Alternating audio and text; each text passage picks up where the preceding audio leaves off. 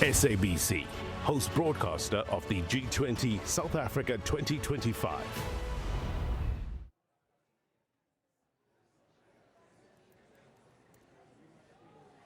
Welcome back. You're watching SABC News. We're coming to you live from the G20 Leaders Summit out in the south of Johannesburg at the Nasrec Expo Center. It's day 2 and the concluding day of the Leaders Summit, and we continue to watch that. But as you know, news never really rests, so neither do we. While we continue to give you that coverage of the G20 Leaders Summit, other news developments are coming through. A story developing in the last while, a statement coming through from Nkosazana Bonganini Zuma Mncube, who is the firstborn daughter of former President Jacob Zuma. It's an extraordinary story. So let me walk you through it very slowly before we proceed with our G20 coverage.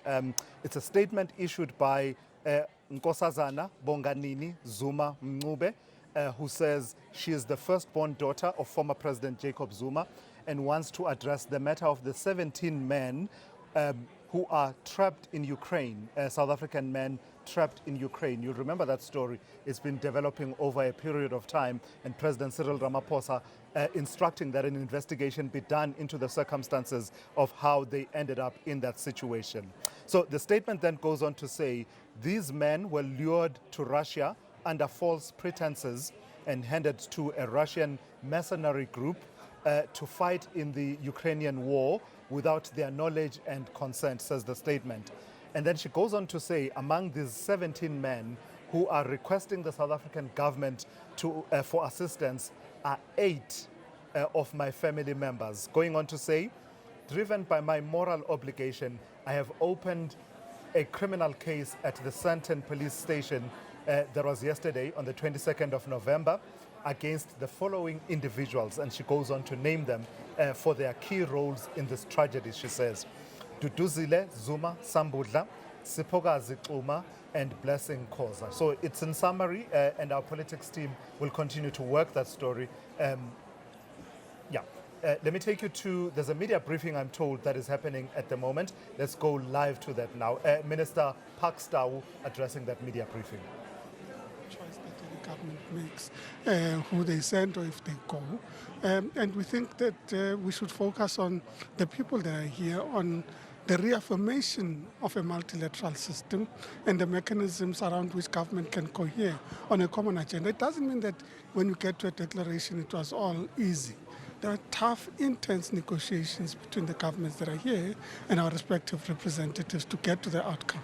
So the fact that we're at an outcome is indicative of the vast majority of G20 members saying we agree on these issues that have been put on the table and what their implications are for the world, for Africa, and indeed for our own country. Has it impacted your trade relations, though, given the non-attendance here? No, we're still engaging with the U.S. government. From a trade point of view, we're still engaging.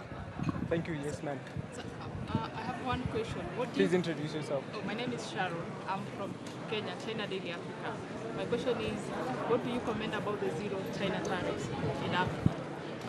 Well, firstly, we all welcome the zero tariff that has been introduced by China. Of course, in the way it applies is that for least developed countries, it comes in immediately. And for those that are developing countries, they've said that they want to meet the World Trade Organization requirements in terms of the most favored nations principle, and we're engaging with them on the basis of that. It is going through our own processes as South Africa in the customs union, but also with our stakeholders with labor, civil society, and business. So it's going through the processes, and we anticipate that we'll be able to reach an agreement with China. Yes, Minister, obviously a number of bilateral meetings happening. Can you take us into confidence if South Africa has secured any bilateral trade deals on the sideline of the summit? Well, firstly, we spoke about the multilateral deal that was agreed. There are many of these. There are different agreements that have been signed with different departments. Some of them are not necessarily trade agreements. On the trade agreement side, we had started with the EU in March already, and we concluded that this week in Johannesburg.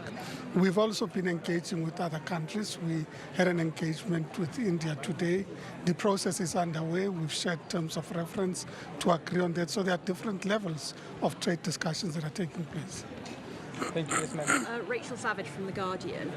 With the US not attending the G20, are they excluding themselves from important discussions that the world is having and therefore losing influence over events such as these and global discussions? And in fact, you have to judge it from the point of what the outcome of the G20 has been. It's been important discussions around global trade, issues about the World Trade Organization and a rules-based system. It has had discussions around industrialization. We've had discussions around financing for development, around debt. So all those issues are important for the entire world. And I think that it is quite unfortunate that their voice was not coming across in these meetings. Minister, you remember the tough negotiations and the discussions you've had with the United States when you were discussing the trade deals. Are you worried at all that how our government reacted yesterday to the US, telling them that we're not going to actually open the door if you're sending that junior delegation, now complicates the conversations that are still yet to follow around trade? Well, I should say that we've compartmentalized the discussions. The trade discussions have been ongoing. We've been in discussion even in this past week. We've shared documents even yesterday with the US, and we anticipate that the trade discussions would continue. So we've compartmentalized these issues and said G20 is a separate process. Of course, I can't pretend that it doesn't reflect on the issues that would be discussed, but so far it hasn't been in any way negative. Okay. On the issue of just tracking, my last one, how do we track progress? Because we don't have a secretariat of the G20.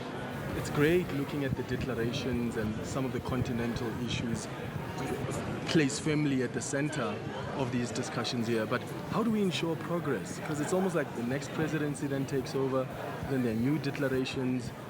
Is there a plan and a conversation around a tracking kind of mechanism to make sure what's discussed here doesn't end up just as declarations, but there's actually a practical implementation on the ground? Well, firstly, you would know that the president established 2 advisory panels, and focus of that is to ensure that we're able to track progress. Excuse me. So the discussions are about using these mechanisms as ways of following up on the issues that we've put on the agenda. The Africa agenda has been put firmly on the table. We're looking at mechanisms of implementation, but we also track progress on the basis of what countries do beyond this. So we track progress on the basis of the number of agreements that we'd be having with various countries on the basis of the principles adopted here, the impact on the multilateral system, the sort of positions that would be presented in the UN for resolution in different multilateral platforms. We track progress on the basis of the work that we do in Cameroon next year at the trade ministers meeting to discuss the World Trade Organization reform and the implications of World Trade Organization reform. So in many ways, progress is tracked on the basis of we put the issues on the table. The obligation is on us as a country that led these processes to ensure follow-up, and we are clear that we'll be following up on these issues. Thank you very much, colleagues. That's all we have time for now Can I today. please just get a sense of where to from here, especially where AGOA is concerned? Are those negotiations still ongoing? Is it off the table altogether? But also get a sense of what comes after this following our presidency of South Africa.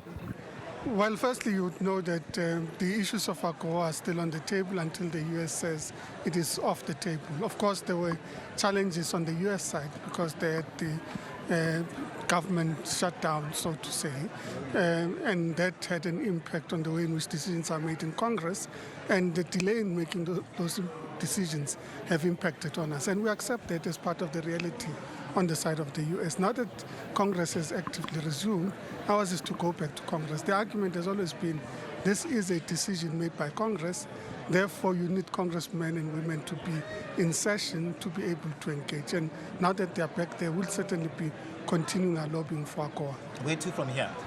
Where to from here is about implementation. It is about ensuring that the outcomes of the G20 find expression in the way in which we enter into bilateral agreements, in the way in which we engage with multilateral platforms, in the way in which we form the necessary networks and partnerships for implementation. So you would know that the President extended an invitation to all heads of the regional blocs in Africa to ensure that Africa finds expression here. We've agreed on what needs to be done in relation to critical minerals. A program is in place to look at issues around debt, the debt burden and the cost of capital on African countries. So these are matters that would be able to follow up on. And it doesn't mean that when the G20 has decided, implementation is immediate. It means that we have the outcomes against which we hold each other accountable. We would be able to hold our partner countries in the G20 accountable for the commitments they've made, in as much as they would hold us accountable for the commitments we've made.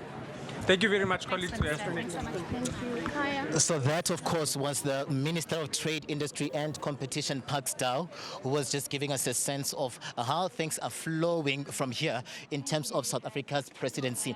So we are expecting for the country to continue, of course, just with the conversations beyond our G20 presidency. And you hear the Trade, Industry and Competition Minister just solidifying also what follows from here in terms of the conversations that they will have beyond our G20 presidency. And you hear him just talking about the bilaterals that they've had over time as South Africa. Remember that he is the Minister of Trade, Industry and Competition, his department being very important in terms of ensuring that there is consolidation of how we approach some of these other economies. South Africa looking at diversifying as well in terms of the conversations that we've been having over time. We do have the Africa Free Continental Trade Area as well that becomes very important in some of these moments. But you hear ministers saying that it is not time now for a tit for tat, but now the work gets underway, and him even saying that there would be a buy-in from other nations in terms of the signed agreements underway. But also at the same time, you hear him talking about the work that follows